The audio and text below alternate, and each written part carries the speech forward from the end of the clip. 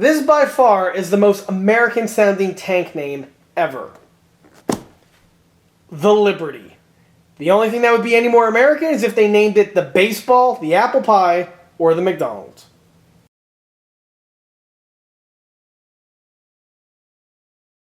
Hey everyone, this is John from EastCoastArmory.com, and I'm here today with a model showcase video for this 1/35th scale US Liberty International Mark 8 heavy tank.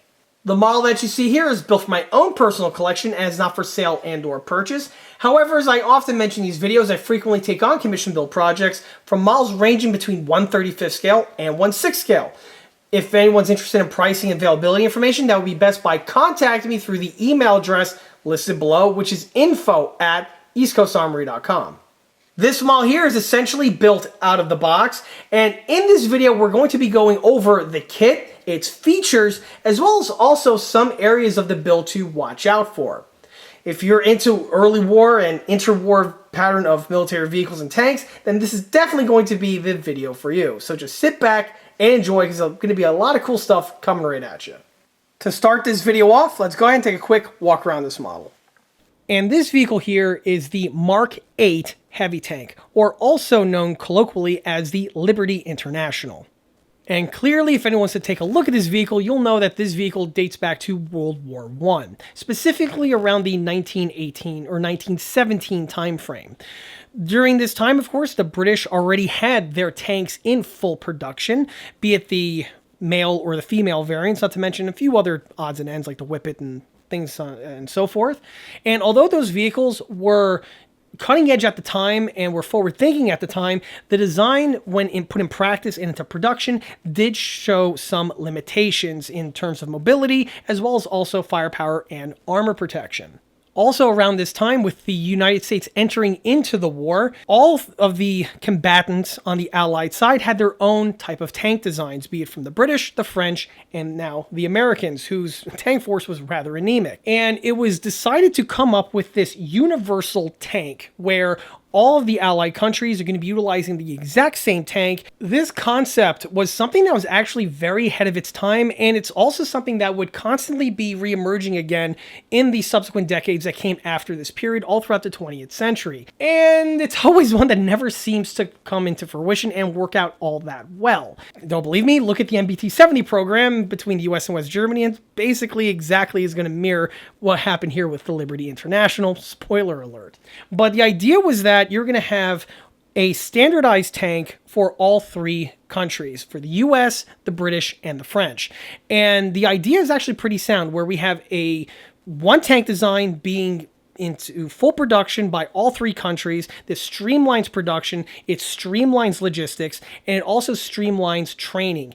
All the crews are cross-trained on this platform, and it just has some sound sense behind it. The original onset was that each country was going to produce a portion of this vehicle that they're really good at. So the United States specifically was going to produce all the automotive aspect, be it the engine, the transmission, and other things along those lines.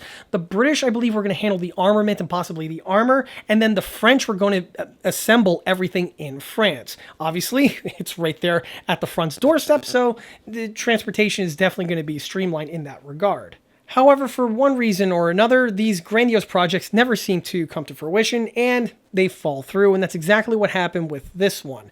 The French decided to pull out and instead focus their efforts on designing their own super heavy tank, being the Char 2C, which, is a side note, I actually built and have a video on, and it can be seen on the ECA channel. So the future of the Liberty International was going to be between the US and Great Britain, and further research and development and setting up tooling and production was going to be done by both those countries. The design itself is essentially, if it isn't broke, don't fix it. So essentially, they just took the World War I male tank and injected it with a ton of steroids. And that is essentially what we have here with the Mark 8 design-wise. It is a fully rhomboidal tank shape that is bristling with sponson-mounted armaments, both cannons as well as MGs, and the vehicle is just much more heavily armored compared to the original vehicles that it was based on. The vehicle was also way larger in comparison and was also much more powerful with a more powerful engine. And the end result was this giant cartoonish looking tank that we have here. The vehicle was going to be powered by two options of engine. The US option was going to be powered by a V12 300 horsepower engine from the company Liberty, which is where the vehicle gets its name. Although it's a bit advantageous and sounds very patriotic, but it's actually due to the name of the company who produced the engine. The British were going to utilize a similar engine with similar horsepower, also V12, from the company Ricardo. Aside from that, the other big differences between the two was with the armament. The two options were going to utilize the exact same type of cannon, which were two QF 6-pounder cannons, while the secondary armament was going to be different, where the British were going to utilize the Hotchkiss MGs and the US were going to roll with the M1917 Brownings. With the V12 engine, the vehicles were going to hit a maximum speed of a blistering 5.25 miles an hour, or if you really wanted to push it, possibly 6. Even though this does not sound very impressive to our modern ears, back during this time frame for a vehicle of this size and weight, this was actually something that was very impressive and was a huge improvement compared to the earlier tanks that came out before. Even though the vehicle has its large size to it, with the way the tracks were designed with their width, this also gave the vehicle sufficient flotation over muddy terrain, which for World War I was definitely something that was going to be an important feature to have. By 1918, the design was finalized and the tooling was set up and the vehicles were actually ready to head into full production. However, which is much often the case of these type of late war Wunderwaffen, the war ended before the vehicles could actually be completed, fielded, or even seen combat. So the Liberty never saw combat at all with any of its operators. However, the vehicle stayed into production until 1920 in both the US and in the United Kingdom, and then afterwards was just utilized by both of the respective countries during the interwar time frame. Also at this time, specifically with the United States, the Liberty International Tank was a testbed vehicle, and many new technologies that were being researched and development at that time were experimented on this platform. Even though this vehicle would have been the super tank of World War I, by the late 1920s and early 1930s, this pattern vehicle was going to become heavily antiquated and obsolescence was right around the corner. Even though these vehicles were obsolete, they were still in use in the US inventory, primarily being used as training aids, as well as also being in service with Army National Guards and Army Reservists of that time.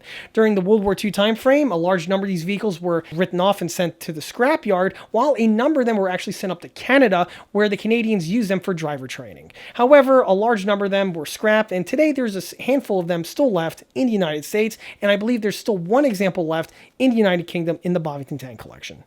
Before we go any further with the video, let's go and take a step back to when this model was first started in order to get a good idea on what the base starter kit supplies you with. And here's the model at the start of the build. For the base starter kit, I'll be utilizing this Mark 8 Liberty International Heavy Tank from Vargas Models. This is another one of those kits that when I saw it, I instantly was interested and I want to add one to my collection. The kit in question is again from a company known as Vargas Models, and they are a relatively new addition to the market, and they are also what we like to call a cottage industry type company. The kits released by Vargas Models are one of those kits that are off the beaten path, and they make models of very unique subject matters, obviously this one here being one of them.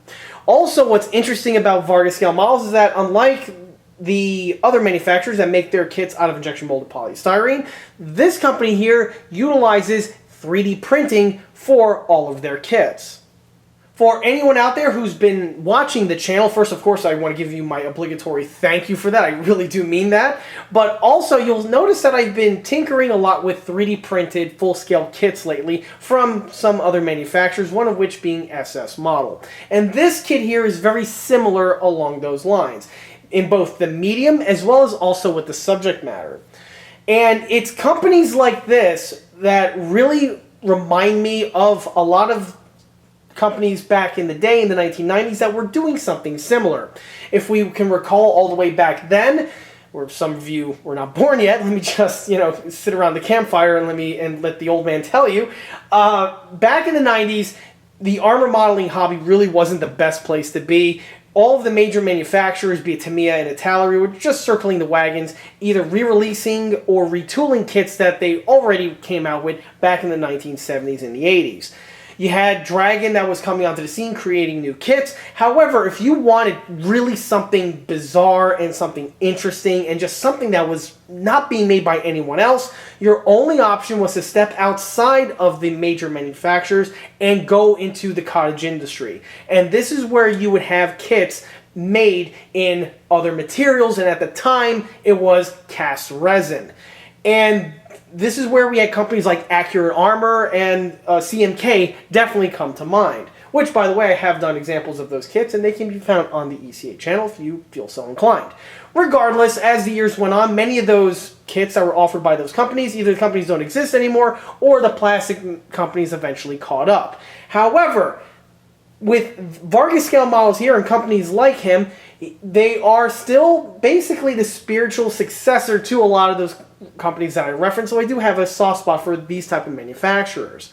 And as of the time I'm filming this video, there are no plastic injection molded variants of this particular kit or this particular vehicle in existence. So, just like with those resin manufacturers, if you are someone that is hell-bent on adding one of these vehicles to your collection, you're going to have to get outside your comfort zone, and you're going to have to leave injection plastic molding and go into a different media. Which, of course, you'll be able to see this in better light once I crack the box open, and you'll be able to see the parts in question. Circling back to the model as a whole, this one here is a relatively new addition to the stash. I picked it up in the end of July, and it's been sitting here in my filming area waiting to be started. So this one here, it kind of got bumped up to the front of the line just because of its uniqueness and also its subject matter. Obviously, there's not going to be hardly any dust on the surface because of where it's been located for the last couple months. The model itself was procured off of eBay, and this is again something that someone may have to get outside of their comfort level in order to obtain, and this again comes with the territory when you're working with a kit like this. If you're the type of person that for one reason or another can't stand eBay, you call it evil bay, they rob you, or you just have bad experiences, well, you're going to have to buck up and step outside your comfort zone, because that is the only place where to purchase this kit here, because Vargas Scale Models sells his kits directly through his eBay store. So if you're the type of person that, is hell-bent on going into a brick and mortar store, you're not going to be able to find this kit there unless they either order it for you, to which if they do, they're literally just going on the guy's eBay store and buying it. Or maybe this store stocks them, but as far as I know, this individual here doesn't really stock things in other stores, and basically eBay is the only way to go to obtain one of these models. As I mentioned before, this is something that's not out of the ordinary for a kit like this. That's how these garage kits or cottage industry kits tend to be sold.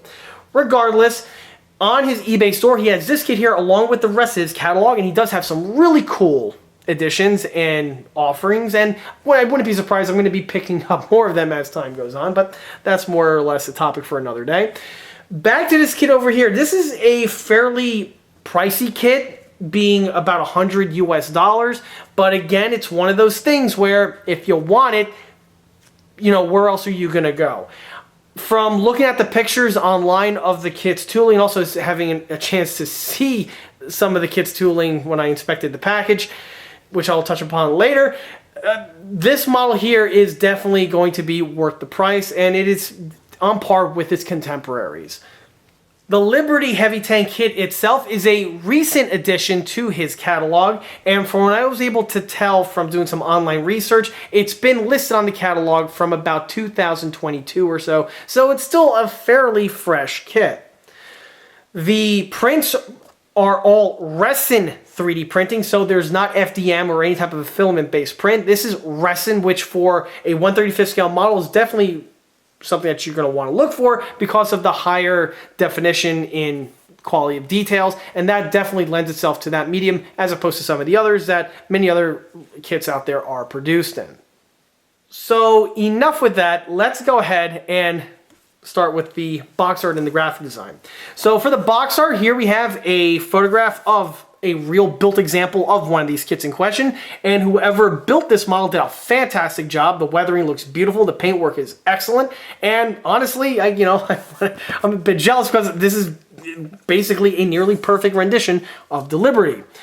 Here we have, on the corner over there, just a nice little cross merged section of a US flag and a British flag, because this tank here was intended to be a universal allied tank and being built by both the United States and Great Britain. I believe France was also in on the bandwagon, or that was the idea at first.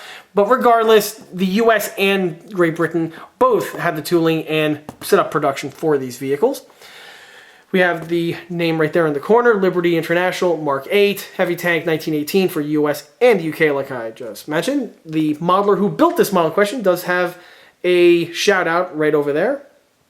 Rick Taylor, if you're watching this, you did a fantastic job. My hat is definitely off to you.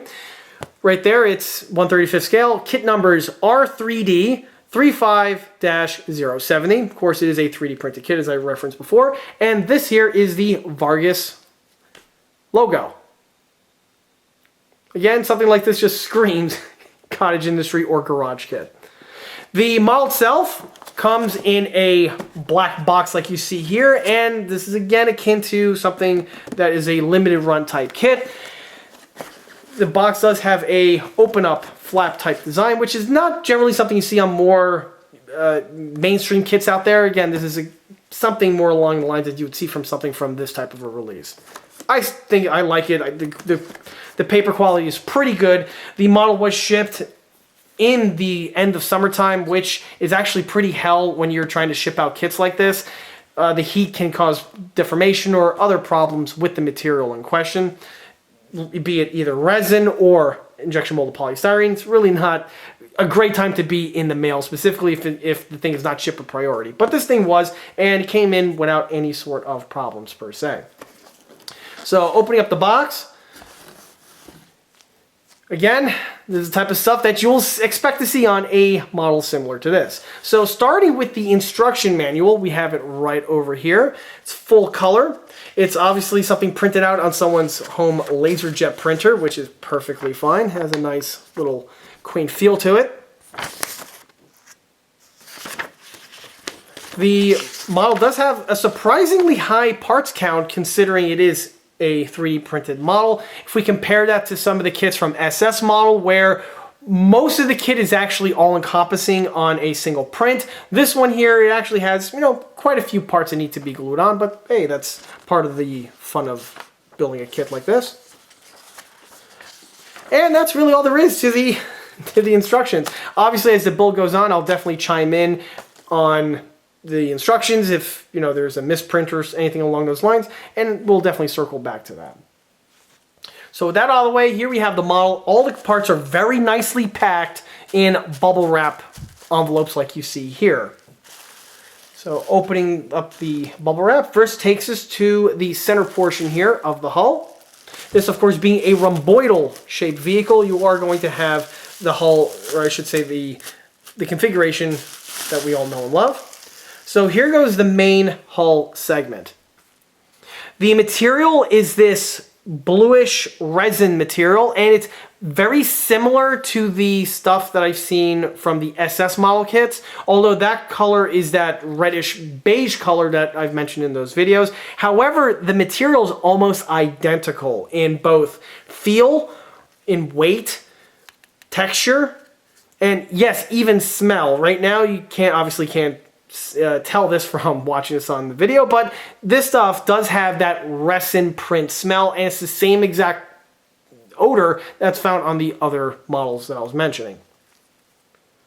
The quality of the prints are excellent. As you can see, the print lines are very, very few, and the surface texture is exquisite. This is definitely a high quality print, and this thing will paint and weather beautifully when the time does come. There are some internal braces here on the inside for rigidity, which is excellent. And basically all of the detailing, or a good portion of the detailing, is integrally printed on. Note all the fasteners in question, all the rivets, everything is printed. The detailing is nice and crisp, and it's on par with many injection plastic moldings that I've seen. So definitely, good quality work that I can see here. Moving to the side track pontoons. Here you can see what the unit looks like. This one here is still on a printing basin, or a platform I should say, and it's very similar to the SS model kits with, again, we have lots of these little structures that need to be snipped away in order to release the component. Same is also true for the Sponson armament sections over here. We have, looks like a jail cell with these little struts that need to be snipped away. But again, just like with that, or with those other kits, this material here snips very, very easy and efficiently with just a clean cut snip. Although for the sections here, I'm probably going to use the Multimaster, as what I've seen from the other kits in question, it does a really short work at removing a bulk of the material. But again, we'll see how that pans out as the video goes on. The pieces are nice and true. There's no warpage or bending of any sort, which is excellent quality. Just like with the SS model kits, the tracks are integrally printed onto the hull sections, which is fantastic. This makes painting so much easier, as well as assembly. It's not like the horror of individual Lincoln Lane tracks. And basically, like I always say in videos similar to this is what Lincoln Lane tracks wish they could be like. And no, they're not. They're garbage. But, I could rant about that all day, and do most of the time. As for the inner portion, it is a hollow print, which is nice. It's nice and light. It's not going to be overly heavy.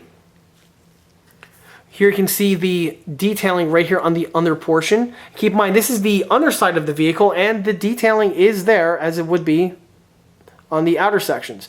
He has the roller axle along with the U mounting shackle, and even the fasteners are there holding everything in place.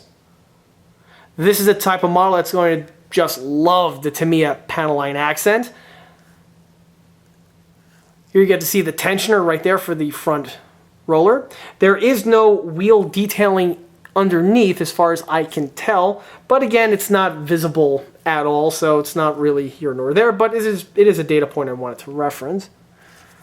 And is there something? No, actually, I think I'm wrong. Nope, there is something in there. So that's actually huge. Yeah, there apparently is a, yeah, I can feel it with my finger. There is the front idler detailing present on the inside in the printing. So again, if you're watching this, Mr. Vargas, excellent job.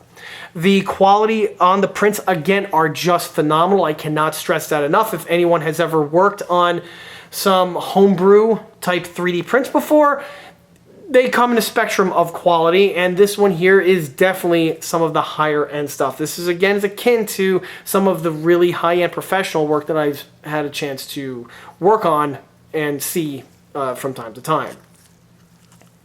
All of the riveting, again, is present. We have the door detailing right over here. The MG is not mounted, but that is a separate component that needs to be glued on, which is fine. Again, it's just a very, very nicely rendered component. I like the way the track links are rendered on. Nice. I cannot say that enough. Okay, so with that one out of the way, let's look at the mirror image. Obviously, this one's going to be for the opposite side. Like I said before, the packing is excellent. And again, just like with the reverse side, there's absolutely nothing awry here. Everything looks fantastic.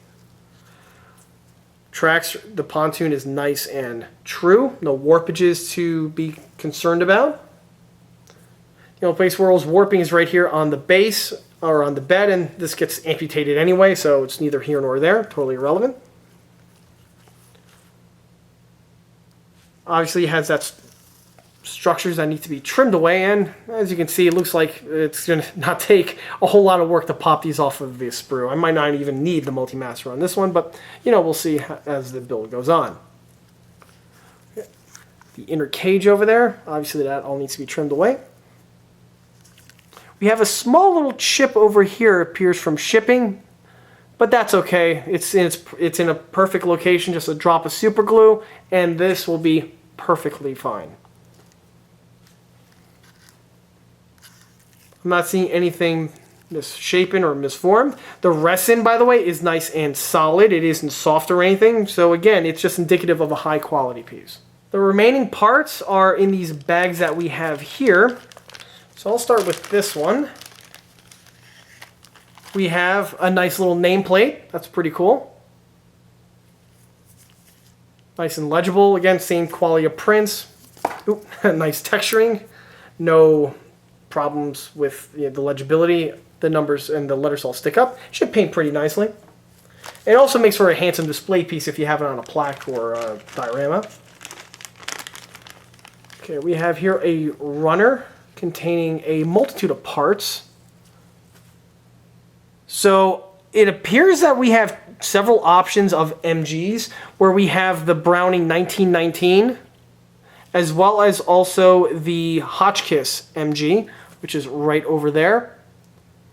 And I guess this depends on which version of the Liberty you're trying to render. I know the US version, obviously we love our Brownings, and it has this version over here. Now, to some people who are watching this and saying, John, that doesn't look like a 1919. It doesn't have the ventilated barrel shroud. Well, keep in mind on the Liberty tank here, that was actually concealed by this armored sleeve, and the 1919 slotted barrel would be inside that. So that is something to keep in mind of. The Hotchkisses look excellent. You can see the gas system right over there. They have all of the geometry that would be present on that. It's a fantastically detailed piece. I like the way how it's rendered as a ball, so you could position it onto the side sections over here in a multitude of different ways, which again just gives it for extra character. We do have some other components here, namely the sponson for the armament that are on the sides. Poly count looks pretty good. We do have some slight interior detailing. It looks like not really necessarily interior detailing, more or less just mounts for the cannon to affix to. If I'm not mistaken, I believe this can actually pivot. This one here is running around loose. The cannon looks all right. I'm not seeing any deformations on the barrel or nothing, but let's see if I could go ahead and, oh, it just slips right in. And it does go up and down, so that's great. I'm not seeing if there's any locks or anything to keep it in place, but, you know, hey, we'll see how that works. And there is some very basic breech detailing right over there. From looking at the model before, the hatches are printed in the closed position, so there is no interior detailing or access to the interior on this model over here. So the addition of the breeches, I guess a why not bit of detailing.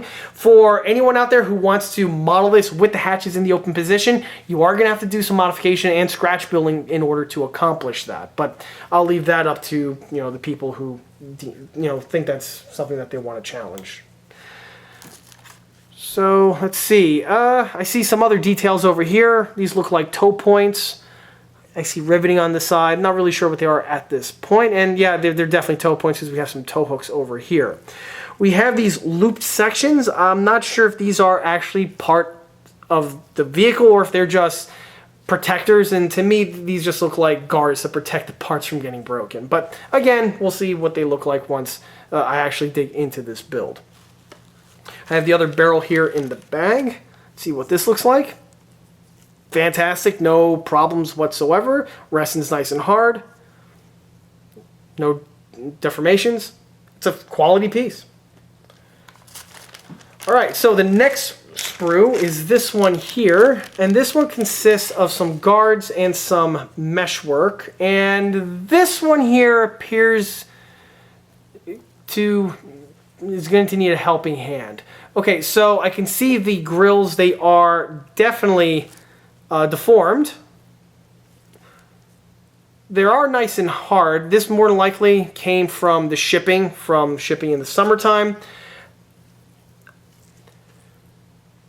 As you can see, this one's a bit wonky. One thing I've learned in the past from working with cast resin and also 3D prints, if you run into something like this, a lot of times the parts have a memory to them, and if you hit it with a hairdryer or a heat gun, they'll actually restore back to their original condition. We'll see how that works on this one here. If it doesn't, I actually have something up my sleeve, but you know, we'll see if that necessitates that. This one here, yeah, it seems like it's a little, no, it's not really soft. It's just, again, deformed, more than likely from the heat from when this thing was shipped. On the other portions of the runner, we have these guards here that look to be angle iron. They're more or less okay. This one's a bit wonky. Again, this is something that's going to have to be straightened out when the build commences. And we do have the exhaust manifolds right here. Exhausts are drilled out right there, or you know, the printed hollow, which is fantastic. Poly count looks pretty good, and they look nice and true. I'm not seeing any problems with that. And we also have a hatch or a top roof plate over here for the center commander's, well, I guess the best term would be cupola, even though at the time it wouldn't have been called that. It would have been called a pilot house or something along those lines. But regardless, it looks like that just drops on in place and you're good to go. And that's it. That's literally the entire kit in a nutshell. So let's go ahead, hop to the shop where I'm getting this thing built. So here's the model progressing through its course of production. At this point here, I have one side actually pre-trimmed and it's ready to progress to the next step. Briefly before I go into that, I do want to mention the deburring process. So this unit over here is still left stock, as you can see, with the bottom section still remaining. And this is something that is very easily removed, but it can be very, very tedious if you're using a pair of clean cut snips. In order to get these sections off, I had fantastic results with the Multimaster. I'll go ahead and show on camera exactly how these pieces get removed, but within like a matter of seconds, the entire section there is no longer going to be an issue.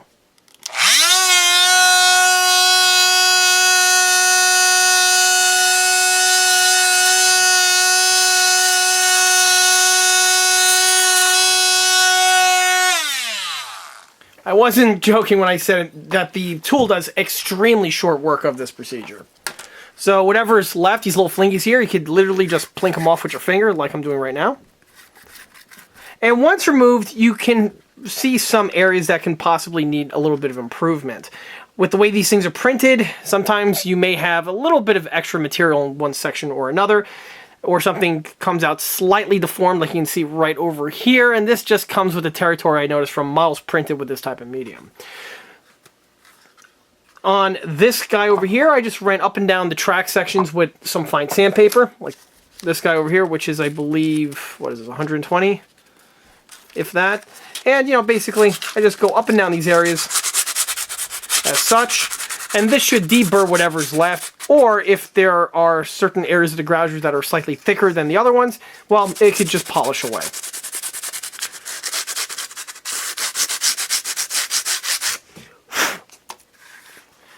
For these units here, this one here looks like I could just polish it down a little bit further because there seems to be ample amount of material there. And so the extra over here, which is causing the problem, that can just be polished away. This one over here, I could maybe salvage that. If not, I could just replicate or just replace it straight up with a piece of round stock. Seems like that would actually blend in quite well, and it's also on the bottom portion here of the track, so it's not really visible. So on this one here, it's not a problem. On this track over here, I did see that there was a small little chip in this section. This is something I am going to fix with some styrene or some other type of solution, but we'll see how that pans out as the build goes on. The other thing I want to mention is with the turning back to the deburring process, we have to remove these prism bars over here that are on the front sponson, and this is done with the clean cut snips. You don't want to use a tool for this, or I should say a power tool for this. You just want to go in here and carefully just snip away these sections, and the clean cut snip does a really good job of that.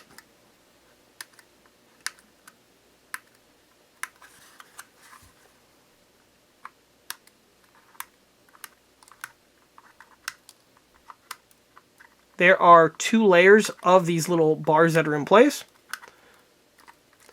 First ones are right over there, and the second ones are right here on the rotor for the armament. And I actually found something really interesting about the armament that I'll circle back to momentarily.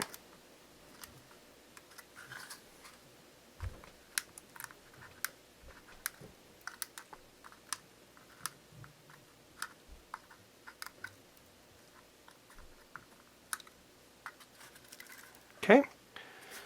We have this little tripod section in here. That's just going to be snipped away again with the clean cut snips.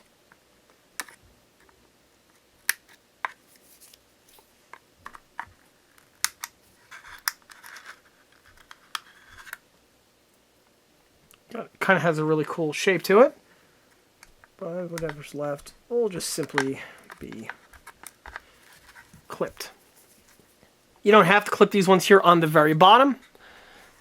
But, you know, I'll just do it just for why not reasons. I did to the one on the opposite side, and I don't know. It just seems like they're fun to remove.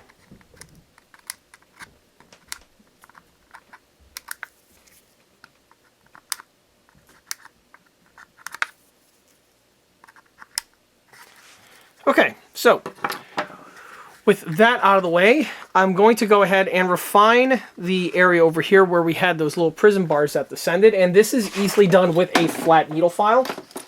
So, like this little guy that I have right here, just go ahead, go up and down these sections. The needle file does make short work of the material. This stuff does sand away very, very quickly and mostly effortlessly. You don't want to rush or anything, just, you know, a few slow passes here or there, and the material makes do very quickly.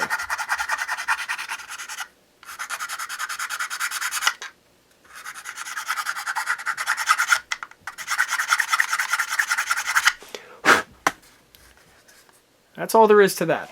So, like I mentioned before, there was something that I noticed that was interesting about the piece, and that is with the side sponson armament. The units were actually able to be functional on this model, which is pretty impressive. So on this one over here, I'll go ahead and line it up. With the way the piece is, see how it's curved? Well, it can basically just snap right into this section over here, or rotate into this section, I should say, like so. And once it's in, it pivots. And the coolest part about it is it does it naturally. There's no other amenities that need to be added to the inside or any other type of adhesives or gluing or anything along those lines. It just basically plugs in and now you have the piece functional. Although right now, yes, I did mount this piece in upside down, and if that happens, don't worry. Basically, you just rotate the unit on the inside here. This is best done without the armament fit in place, of course, and the piece pops right out. On the drum itself, we do have some geometry over here left over from the printing, in that it's not a perfect circle. We have these little lines that come across that where the angle is changing. However, this is very easily polished away. As you see on this one here, I just hit it with some sandpaper and it refined the surface, making it a bit more smoother. This is something I'm going to do to this unit as well. The other thing I want to mention is with the armament again. Here we have one of these side cannons, and you'll see that on the inside portion over here we have two little rotors that are integrally printed on. Well, the way the kit is designed, you basically just drop this unit in place like that, and then you could adjust the elevation, and then I presume you could install it into the vehicle. But one thing I am going to do is I am going to make the piece functional by just taking two little pieces of Plastruct and gluing them basically on top of these areas over here, which will then lock in the trunnion section, or these pivot pins found on the barrel. And once everything is locked in place, the unit is not going to go anywhere, but it'll still be able to fully function.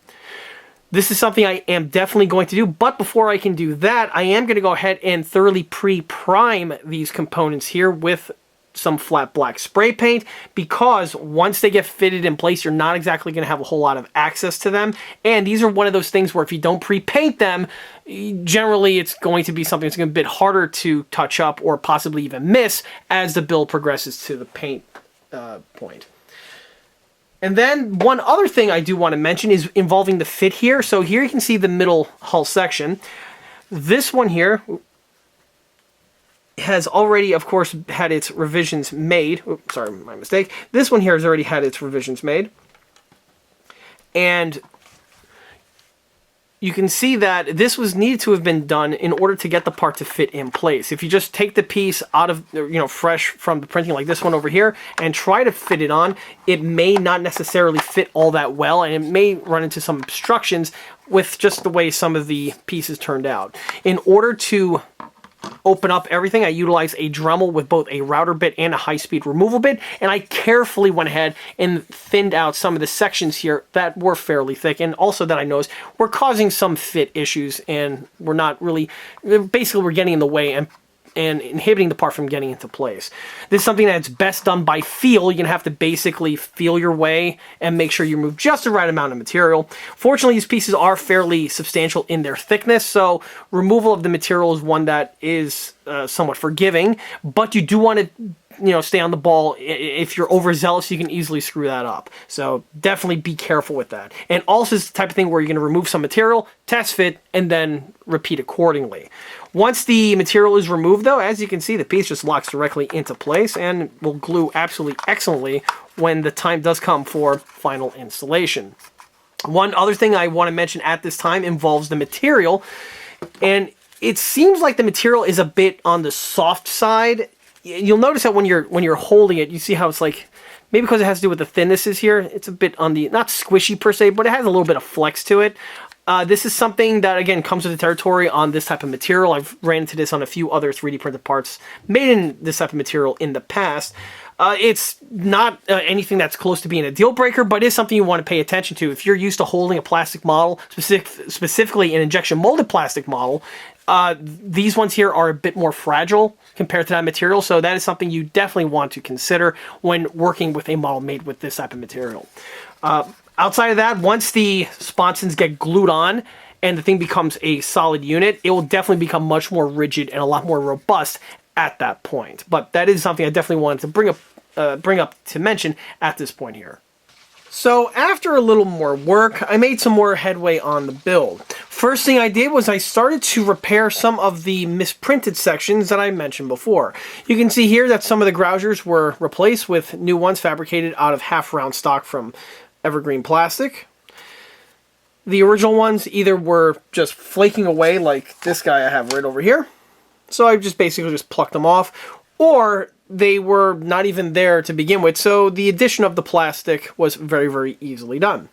On this side over here, as I mentioned before, there was that small little chip, and here you can see the chip has been refabricated, and the piece itself is basically good to go.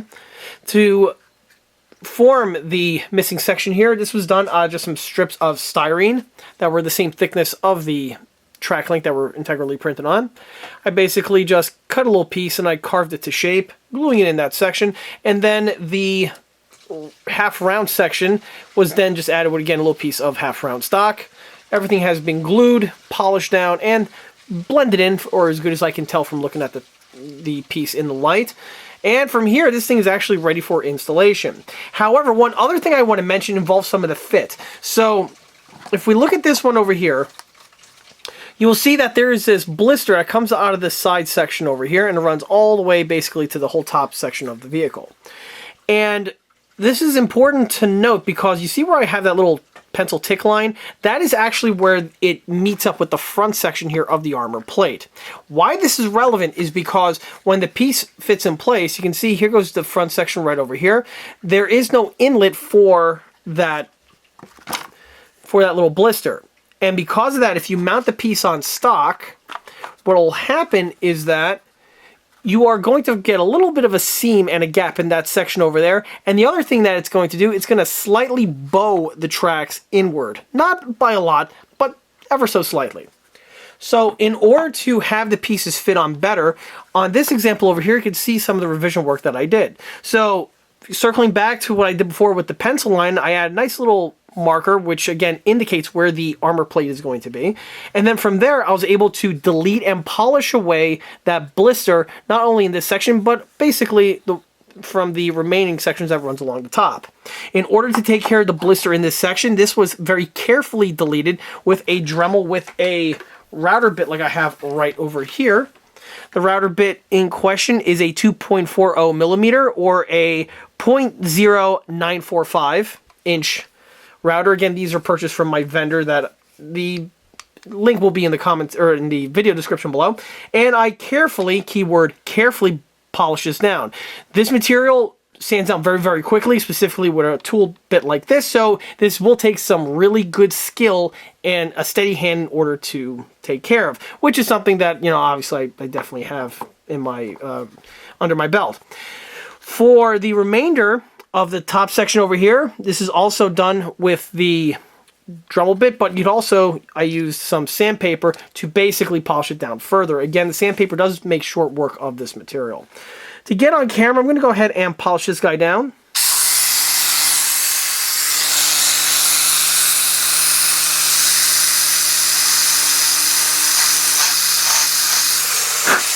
When you're doing the procedure, the bit makes a lot of dust really, really quickly, and it will obstruct your view. So much so that when you do a pass, you want to blow the sawdust out of the way just so you see where that line is. If that line, or I should say if you penetrate past that line or go into a wrong angle, it's going to have some negative results when it comes time for fitting it on in place. Not so much for fit, but now you're going to have a gap in a section where it really shouldn't be. And it's one of those things where you really can't fix with putty. So you want to definitely be aware of that.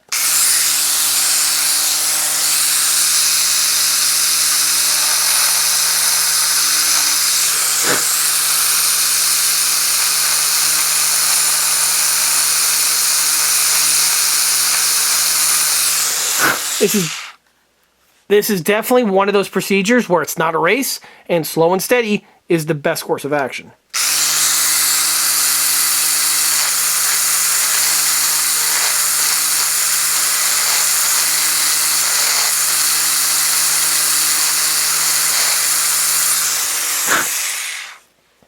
And there you can see the blister has now been deleted.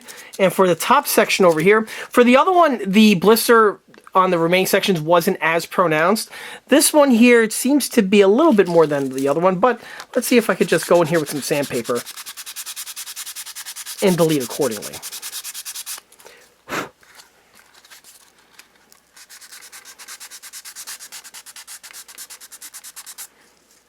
When you're sanding, you want to be aware of that top angle section that we have right there. It's like angle iron, has some nice rivet details integrally printed on. This is a no-go zone. You don't want to hit that with the sandpaper, and you don't want to polish that away.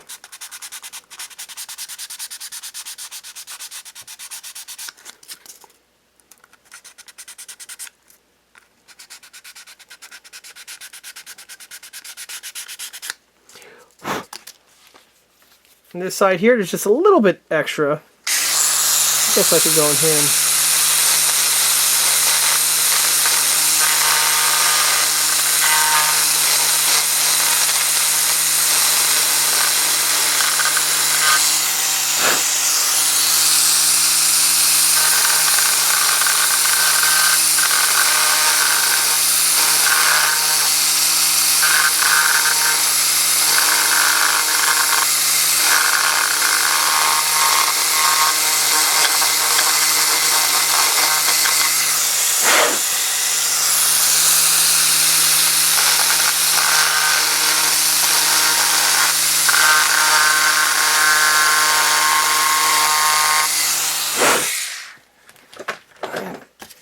alright, just hit it with a little bit of sandpaper just to smooth out the last of the tool marks.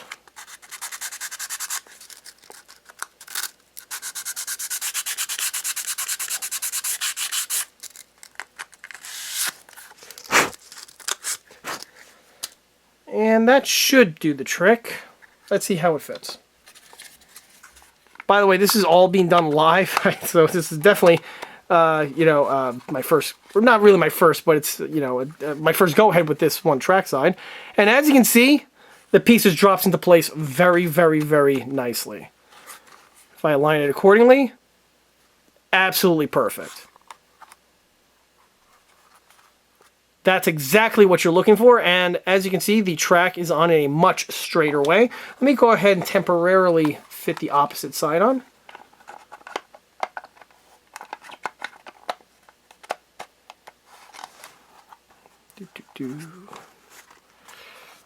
Okay, there we go. The model is definitely taking shape. And as you can see, much better with the alignment, and this here will just leave for a much better build. At this point here, I believe I can actually start with the assembly, getting the two sections fitted in place. Like I mentioned before, I was thinking on doing that after I get the armament fitted. However, after playing around with it, I think I could just plug the pieces on after the unit is already assembled. So, well, we're going to, I guess, figure that out together when I go ahead and go through the assembly. So, hopping along to the next phase, you can see that the side pontoons are getting installed at this time, and this is another one of those applications where you want to take your time. As exciting as it is to get the thing assembled and oh wow, look, it's taking shape, you want to pump your brakes.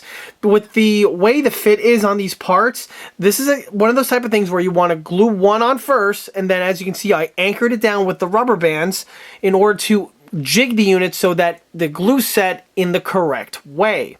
Once the CA fully sets, I can go ahead and peel off the rubber bands, throw the opposite side on, and then rejig it, and then wait for the glue to set again. This, again, is done to ensure that there's no shifting of any sort, and once the glue set, this thing here is going to be rock solid, and the alignment is going to be precise and exactly where I need it to be. So again, this is another one of those tips I strongly recommend if you're working on this kit or a kit similar to this. On a similar note, when it comes to adhesives on a vehicle like this is something that's going to be a bit different for some other modelers out there, specifically if they're used to working in polystyrene. You're not rolling with cements. With a kit like this, you're rolling with super glue. That's because, again, of the resin material that this is made of. Cements will not have any effect bonding the parts together. So you are going to roll with super glue exclusively for your adhesive for this project. On a similar note, on all of my builds that you see on this channel, regardless of scale, be it 1/6 or 1/72, or even media, be it metal, plastic, or resin, or even 3D print, I never use cements. I always roll with super glue, and this is the stuff that I use on literally everything. And there are lots of advantages to rolling with super glue as opposed to cements, of which I touched upon in many other videos. But regardless, I like to use super glue on my builds, but for a build like this, you really, really, really need to roll with the super glue. Here we have the model, basically at the very end of the build. The weathering and the paintwork is all done, and it's actually about to slide off into its coat of varnish before it gets the very last of the details that are going to be mounted after the varnishing is concluded. That brings us back to the Sponson armament. So as I mentioned before, the units are designed to be functional in that they could pivot, but also the armament can go up and down, or at least that's one thing you can do by modding the piece. As I shown before, the can slips into these two little mounts that are printed onto the housing, and it just slips in place. You could add a little drop of glue, keeping it in there for good measure, and then, you know, the piece just clips in. However, one quick mod you could do to actually make the thing work is by gluing a piece of plastic on top of the mount sections. I may have mentioned this before, but here you get to see how it was done on this build over here. I took some styrene strip that I had lying around. I just basically cut it to shape and glued it on top of the mounts. Once the pieces are fitted in place, they house the cannon where it needs to be, and it'll prevent it from falling out. But as you can see, the unit can still fully elevate nice and freely. This was done to both examples here and here. The only thing that I did extra was I painted the piece of styrene with a little swipe of black paint, because once the units are fitted in place, you can potentially see the white poking through from the styrene, so painting them black is a nice way to conceal them. The armament was pre-painted off of the model in both the armored curtain section as well as also the cannon itself. This was done so that there are no blind spots and to ensure that both components are thoroughly painted and weathered with the same materials as the remainder of the vehicle. So once the units are fully dried, I'm just going to slip them into place. As I showed before, they just literally just clip where they need to go, and then once in place, they can actually pivot. Once those are fitted, I'm going to go ahead and get the model into its coat of varnish, which I'll be going over a little bit more depth at the end of the video when I go over the paint and the weathering. But you'll notice that some of the components are not fitted in place, namely the exhaust manifolds, as well as also the last two MGs. For the exhaust manifolds, they are weathered off of the model because I am using a certain type of rusting agent. This does not work well with the varnish, so this is something you want to do in a separate type of a procedure. Normally on my builds, I generally install the exhaust systems onto the tank, build the model as a whole, varnish it, and then at the very tail end, I go ahead and add the rusty agent. It does its thing, then I add the final black soot for the exhaust, and then call it a day. However, for this one here, I'm painting it off the model because with the location that these units are fitted in, it's just easier to get the unit thoroughly painted and weathered off of the model as opposed to on, like it is on several other, tank variants that are out there. But for this one, I'm just going with the off approach. The model could slide off into varnish, and then once it's done, I just, basically drop the units in, add the last of the soot weathering, and call it a day. On the note of the varnishing, that takes us to the two MGs. You'll notice that those are missing, but the others are all remaining. I may have mentioned this before, but in order to get the model thoroughly painted, I went ahead and suspended the model off of a wire. And one thing that's nice about this tank design over here is that you can get full access to the model by these two MG mounts found on the sides. The Sponson mounts is another good location. However, these are plugged up with paper just to prevent any sort of paint buildup on the inside. But these locations over here are much more viable. And during the painting process, I went ahead and just literally took some thick wire over here, ran it through to the opposite side right there, and presto, I'm now able to suspend and paint the model thoroughly in one shot. Otherwise, I would have to, obviously you could still do it, but you have the model upside down, you thoroughly, prime one side, wait till it sets, flip it over, paint the other side. And this is, of course, doable and is how I do most of my builds. However, if you do have the ability to suspend the model, this gives you much more flexibility, and it also allows you to do the paint work in half the time because, again, you don't have to wait for the thing to set in order to get the units thoroughly primed and then painted later on. Well, the same exact procedure is going to continue for the varnishing for, well, the exact same reason. With the unit being suspended, I have full access to thoroughly varnish the bottom of the hull, as well as the top sections in one fell swoop, and I don't have to wait for the thing to sit, dry, and then hit it with a second coat. Of course, the MGs are going to be, and they already have been painted off of the model, and they are ready to go. They're going to be varnished along with everything else, so when the time comes and the varnishing is complete and the model is fully dry, I just simply take the wire off, plug the two MGs in place, and I'm good to go. Okay, while I was installing the Sponson armament, I actually came across something, and it's a mistake that I made on this model. And it's something I want to mention so that people who are watching this will know to avoid it. And that is with the side-mounted armament. The mistake isn't anything that is visible or it's something that can hurt the look, but it's something that has to do with the installation. So, as you can see, the sponsons are getting installed at the very tail end of the build. However, this is problematic because the length of the shields here are much longer than the entry hole found on the sponson, so if you try to install it once it's pre-assembled like this, it's not going to work. Even the instructions, by the way, mentions this appropriately, oddly enough. But so if you find yourself in a predicament like I am right now, it's very simple. You just snip off about 1/8 of an inch, or even like a little less than that, like 2/16 of an inch off of the top and the bottom portion. This will shorten the unit considerably so it could slip in place. However, you'll notice that it's not visible and it's not going to cause any sort of problems when viewing the model from the outside. But you can still install the component as per the kit. So that is something I want anyone to watch. If you're building one of these models, you're going to have to just go ahead and do this work before the units get fitted in place. Or if you want to do it like I did and you paint it afterwards, you can still do that, but with a clean cut snip, you just remove a little bit of material from each of the rotor guard sections that you see here. Once those are done, the piece will just drop directly into place. And also pay attention to the orientation. I cannot stress that enough. So, with that out of the way, this guy here should just find that little magic sweet spot and then slip directly in. And as always, when you try to get it on camera, things never really work out as well as soon as the camera's off. It's like that old Bugs Bunny cartoon with the dancing frog. You want to be very careful. These pieces are quite frail. So this is where a nice soft touch will. And there we go. Once it finds this little happy sweet spot, it just plugs directly into place. And as you can see, the units have full rotation and elevation. And with the piece shortened, as you can see, it causes absolutely no problems at all with the exterior look of the model. So from here, I can go ahead now and get this bad boy varnished. So, starting with the model's running gear, what you see here is literally what the printing gives you. Since everything is integrally printed on, there's really nothing much to go over here as compared to what I mentioned before. The only thing I do want to mention is that this is more or less going to be an exercise in precision paintwork as well as weathering. What I mean by the precision paintwork is, well, with the track. So the track on the model here is painted on. Of course, this has to be done by hand.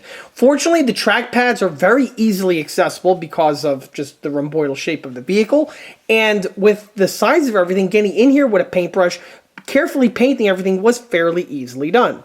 The trickiest part, of course, is the part that overhangs here on the inside and the outside. And you want to make sure that you paint the interior portion of the track links thoroughly, and this is something that could either make or break you, where if you don't paint it, it's going to have green showing these surfaces over here, or if you have the paint at the wrong consistency, it could bleed out into the suspension, neither of which is something that you want to have happen to you. Just like what I frequently mention in videos similar to this, like on the 1/72 scale TOG 1 and TOG 2, and even the SS model kits that are very similar, you need to have the paint at the perfect consistency. Too thick, too chunky, too thin, too runny. So you need to have it just right and dialed in so that you get the things painted appropriately. For the rollers, on this one here, you can probably see it in the light sheening. But there we go. You can see that I added a lot of sweat weathering effects to these sections over here. This would definitely be something that would be seen on the real vehicle, specifically with these vehicles with the way the bearings are. They will just ooze oil and lubricant out of them when the thing is in rotation. This is just a magnet for dust and other sorts of weathering effects. This is very similar weathering this vehicle, not really more or less a tank, but more or less you have to think like a construction vehicle. So a bulldozer, an excavator, something along those lines is really what this thing is closer to compared to the designs that came later on. And so for this one here, I went ahead and weathered it with the gamut of the Tamiya panel line accent, as well as also with a little bit of Tamiya gloss lacquer, just for the extra sheen on several of these parts. This was done to both the outside portion, but also to the intersections as well, since it is quite prominently visible on this pattern vehicle. The sheen effects were done to all of the rollers, but they were also done here to the tensioner that you can see right here. Hopefully it comes into light. There we go.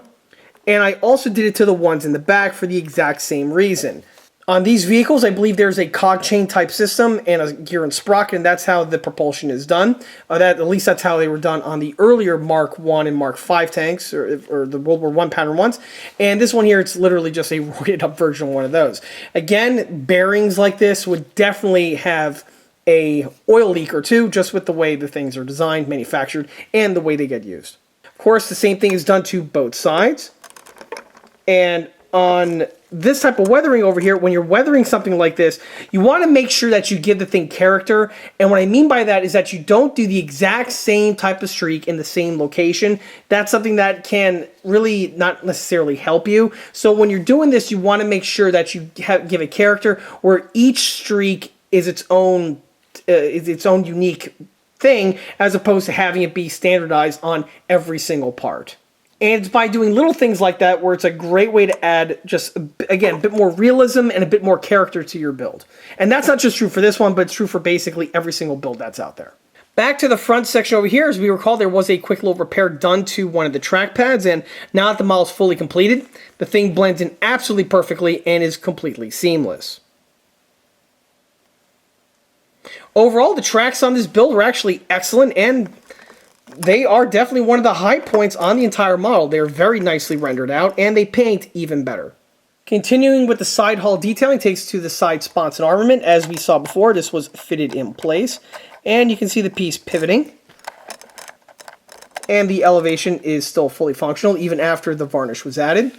On the M1919s, one thing that I did that I'm not sure if I've mentioned before, but I went ahead and added some holes to the top portion over here. This is something that's absent on the Vargas Models kit, where it just renders it out as a tube. However, on the real one, there are some ventilation holes found on the top.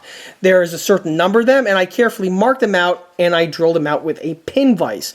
When I was doing so, I kind of ran into this thing where when I drilled into the section, uncured resin started to ooze out of these sections over here. Just with the way they are designed, they kind of hold some extra resin in place.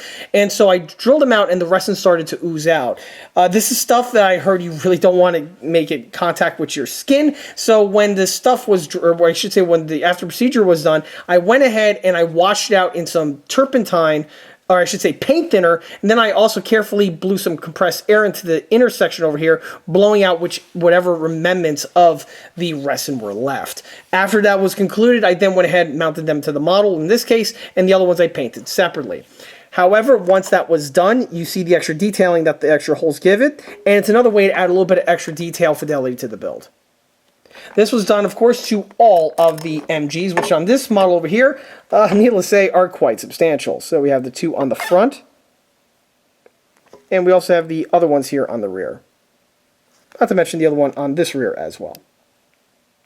Obviously, if I was rolling with the British pattern version, I would have utilized the Hotchkiss ones, but since I wanted this one to be American, I went with the Brownings.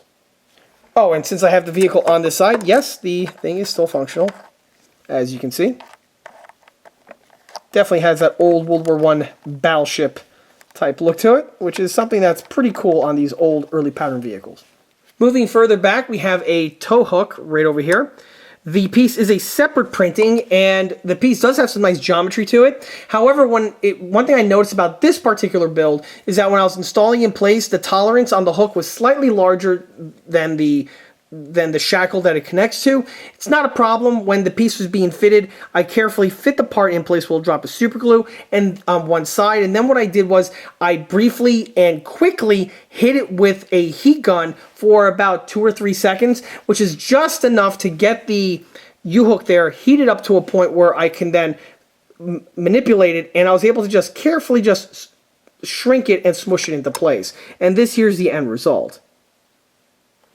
Did a great job, and the hook itself looks absolutely excellent. The same hook is utilized, by the way, on both the rear section over here, as well as also on the front.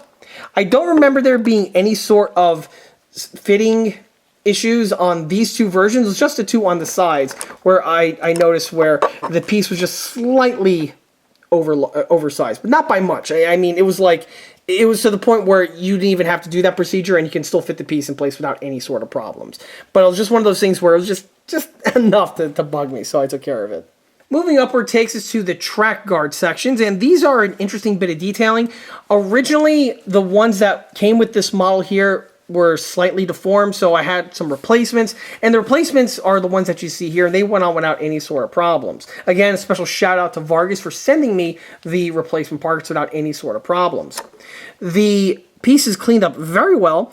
I did notice that the piece does have some weird geometry to it, or at least the example I had, where the real one is just basically just a piece of angle iron, while his had some strange like half moon cutouts with the way it was printed. Maybe it was just something strange, but either way, I was carefully able to polish those down with a needle file, and then once those were taken care of, the pieces just get glued directly into these areas over here. Now, one thing to mention is that there are no indication points on the model itself on where these sections go, so you have to basically use some reference photographs and just eyeball the piece so it goes into the appropriate location. Once it does, though, the pieces look absolutely awesome, and it's just one of the highlights on the kit. It's actually one of my favorite sections on this vehicle. It's just, it breaks up the look of the rhomboidal tin can shape that this thing does have. The geometry on the pieces are really, really good. The way everything has the correct angle sections to it, and the pieces, again, do fit very well once you find out the exact locations where they go.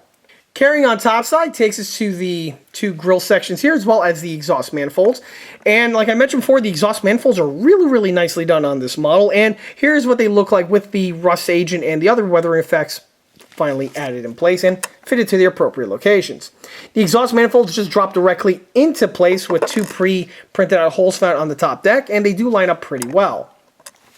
The one thing that I added after everything was painted and weathered were the little bent sections of wire that you see here on these 4 locations. On the real vehicle, the exhausts are actually held onto these side sections over here with nothing more than U-shackles, just basically hardware stored here, bent pieces of U that are bolted in place. And for this one here, I wanted to add that little bit of detailing just to give the model a little bit more detailed fidelity. These are fabricated out of sections of floor wire that were just bent around a metal rod of the same size of the exhaust over here, and then I just trimmed them, painted, weathered them, and then fitted them in place. Onto the grill work, these sections are absolutely excellent. They drop into the appropriate locations, and they give the model so much detailing. They're really nicely rendered out and printed out, and so the pieces just paint and weather absolutely excellently. They give the model so much life, and it's much better that the designer went with this route as opposed to just going the simplistic route where you could just have the pieces integrally printed on, either have them solid, or I mean, if they were integrally printed in hollow, that would be cool too. But generally, when you see these type of models like this, the grills are just printed, or they're integrally found on with the detailing, and they are solid. Not this case here with the Vargas model. They're hollow through and through, and it's definitely a nice feature that I personally enjoy. Continuing moving forward takes us to the pilot house and the center cabin section. Everything here is totally stock, from the roof of the pilot house to the MGs that I mentioned before. Nothing to mention here. What you see is literally what you get, and what you get is actually a very nicely detailed kit. One thing I also like on this kit is that all of the periscopes are actually hollow printing, so there's no glass or anything to worry about. Basically, the depth of the model itself gives the illusion of the periscopes that are in place. I guess if you want to add a little bit of extra detailing, you could potentially glue clear plastic sections on the inside. This will give you that quick little prism sheen. However, masking that up is probably something going to be a bit difficult to do. But if that's something that the builder so chooses to do so, yeah, that's definitely, I could see a revision or enhancement that the builder could add to their build, certainly. And that's all there is for the detailing. And this brings us to the paint and the weathering. So for the paint work on this one, I did it a bit differently compared to the other builds that you've seen on this channel, where they're painted either with Tamiya or my usual exterior latex house paint.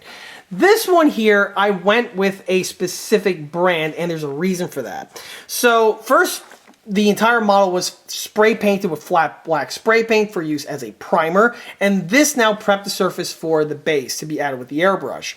For the paint itself, I went with an Ammo brand paint, and the color is Pullman green. Yes, the same Pullman green that's used for model trains.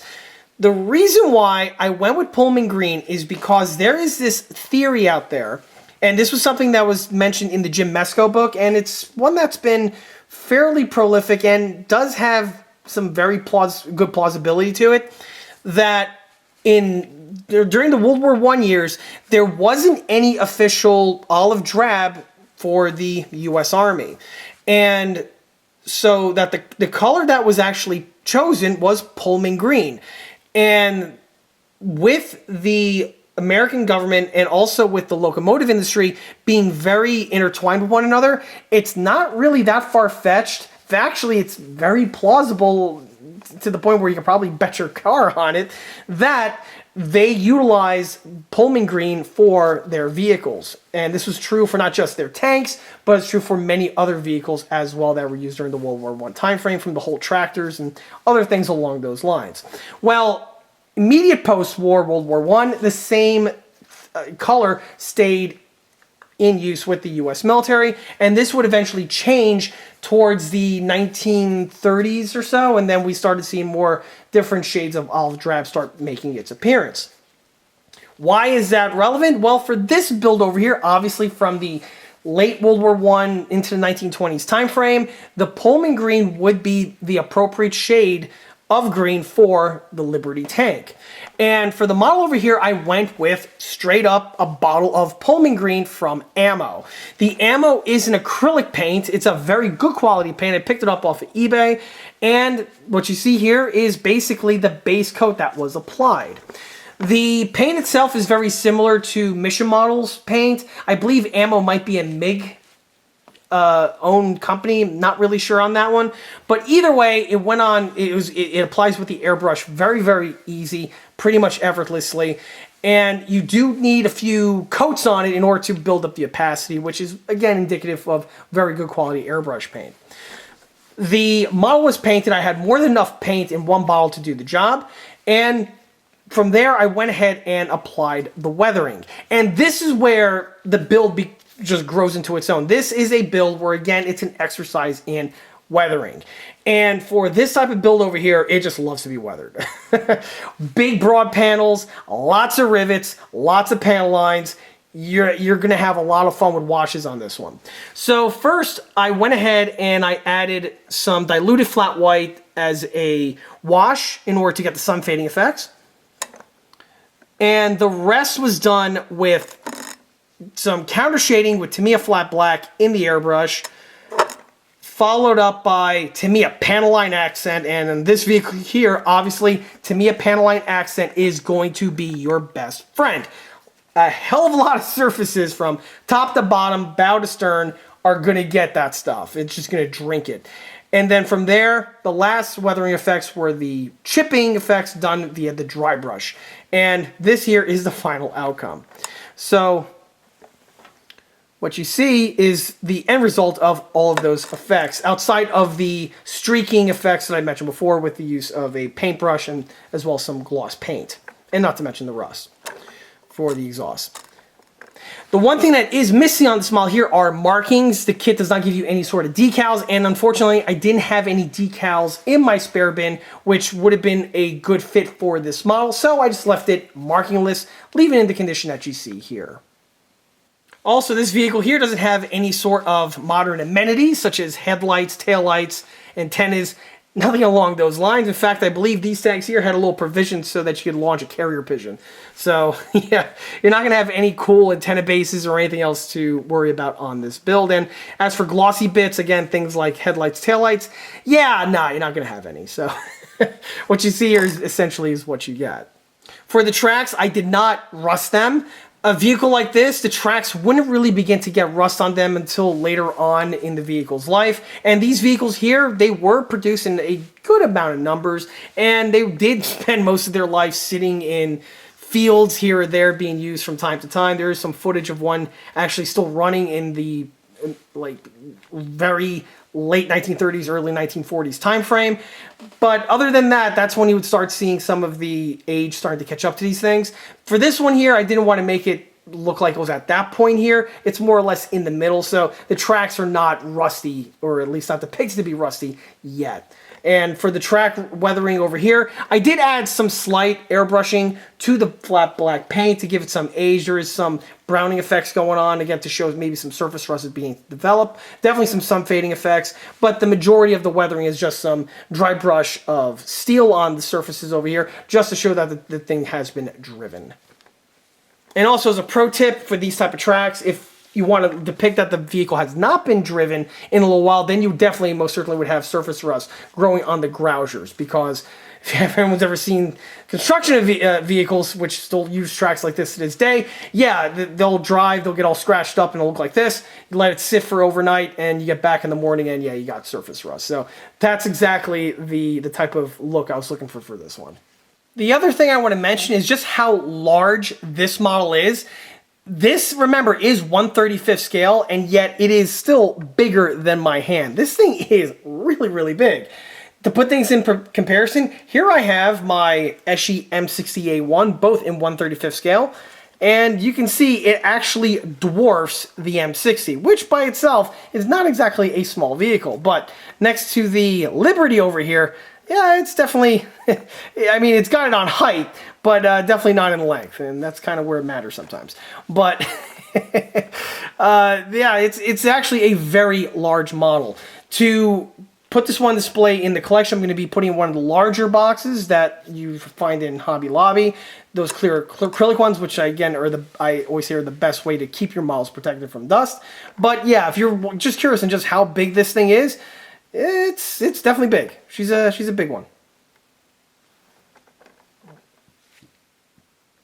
In the end, there's nothing more I could possibly want for this build. This was an absolute fun one to work on. It was definitely unique. As I mentioned in the independent tank video, whenever you are building something or you feel like you've had the case of been there and done that, when you do an early war or interwar type vehicle, it's definitely a way to break up that monotony, and that's also true for this one over here, which is definitely getting ahead a little bit to skill level recommendations, but either way, the point still stands. I had an absolute blast on working on this one, and it's another one just, well, added to the collection.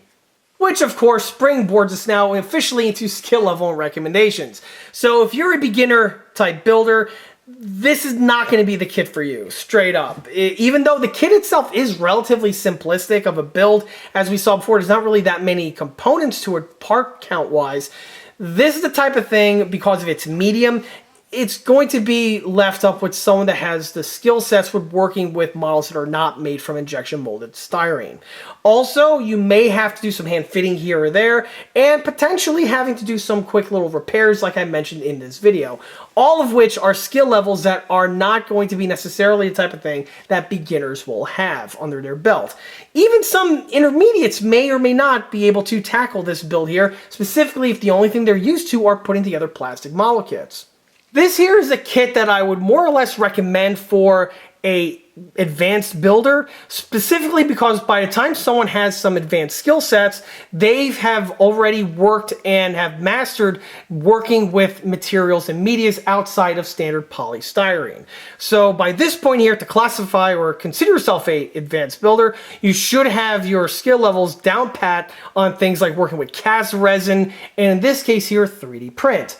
Although I will say that with the proliferation of 3D printers these days, an intermediate can potentially have these skill sets as well. Not so much a beginner, but definitely an intermediate. More than likely, depending on their vintage, may or may not have some of the skill sets required to throw this kit together.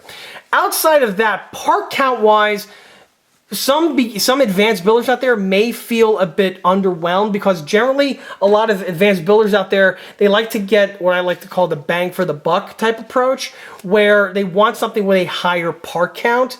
And this kit here, it basically streamlines that to a very efficient regard. However, this does come at the expense of lower part count, and some people may feel that this kit may be a bit overly simplistic for them. But this actually counterbalances, though, with the vehicle type. This is not exactly the type of thing you're going to find from some other plastic manufacturer. It doesn't exist, or at least as far as I know, and specifically at the time of filming this video. So if you're looking for the Liberty tank, this is it. And the kit is excellent. Essentially, what you see is what you get. It doesn't really leave a whole lot of room for improvement, which is a good thing. And basically, you could just roll with the kit out of the box with just a few little tweaks that I mentioned before in this video. So it's very similar in many respects to the SS model independent tank that I recently did a review on. And for the same reasons, it's just a very... If you're looking for a model that you just crack open the box and you build what you get, this kit here is definitely going to be something to keep on your radar. And there's nothing really needs to be said about skill level, and this takes us directly to recommendations. So straight out of the gate, if you are a fan of World War I military vehicles and World War I armor, this is going to be the kit for you. If you got the TACOM or the MR, I'm kind of dating myself here, Tadpole or male and female tanks, the Liberty is the king of the series, and this will definitely be a very welcome addition to your collection. This kit is also recommended for anyone who's just a fan of interwar period armor. Again, 1920s to the 1930s time frame. There's a lot of really cool, bizarre vehicles going on in that time frame, and this kit here fits into that collection perfectly. If you're the type of person that has, like, for instance, the Char 2C, this one here would be an excellent companion to that. And because this kit can be built either as American or British from the box, that's just something that can make more variety in your collection, and you can pick up two of them and have one for each of the countries that are depicted. I would also recommend this kit for anyone who's an avid fan of both US armor and British armor. As I mentioned before, the kit can be built in one of either way, so this is a great way to add another piece to your collection if you're building and focusing on models from those two countries.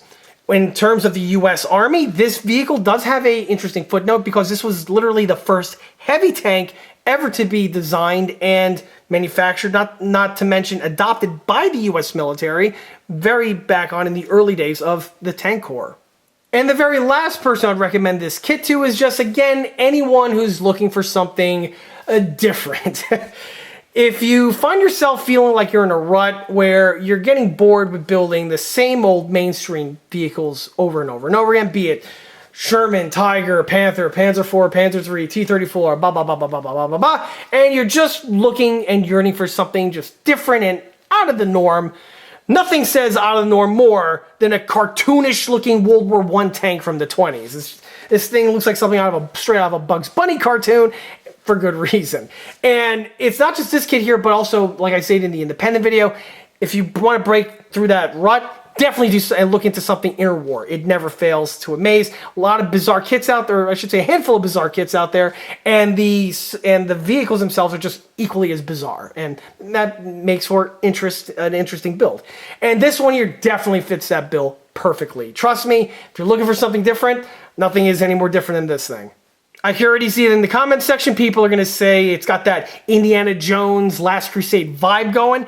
Although that is technically true because even the filmmakers were saying that this was the tank that they used for inspiration. In my opinion, they kind of actually went with the TOG 1 that to me has more of a resemblance to the Indiana Jones tank compared to the Liberty. But again, the point still stands. This thing definitely does have that Indiana Jones vibe, and to some people out there, that might be something that would intrigue them and would probably interest them in picking up one of these kits. As I mentioned before, this kit here is manufactured and distributed by a small-time outfit, and the direct link to the vendor can be found in the video description below. And on that note, this is the type of thing where if you're interested in getting one, you might want to get it sooner than later, because with the way smaller outfits are, they could potentially shut down or move on to something else. And when that happens, the supply dries up and you're not going to either find the kit, or if you do, it's going to be fairly expensive. So also, he's a small-time outfit. He's a very good designer, and just give the guy some love. Go ahead, buy the kits directly from him. You will not be disappointed. His customer service is excellent. Again, his contact information is found in the video description listed below. In addition to this really cool kit, he has several others that are also equally as cool, and perhaps I'll definitely add one or two or even more to the collection as time goes on. Definitely more to be seen on that. And with that, that wraps up this model showcase video for this 1/35th scale Liberty International Heavy Tank. If you like this video, be sure to subscribe to this channel, where it's a fantastic way of keeping in the loop of new posted content, being small scale model showcase videos like this one over here, or the other larger scale project update videos that frequently get posted to this channel. Another way to keep in the loop of new posted content is by liking us on Facebook. There, I have more photographs of this particular build, as well as photographs of the other larger and smaller scale builds that have been seen on this channel in the past. Furthermore, don't forget to swing by eastcoastarmory.com for more 1/6 and 1/16 scale builds and detail components. Thanks again. I'll be seeing you all again on the next one. See you there.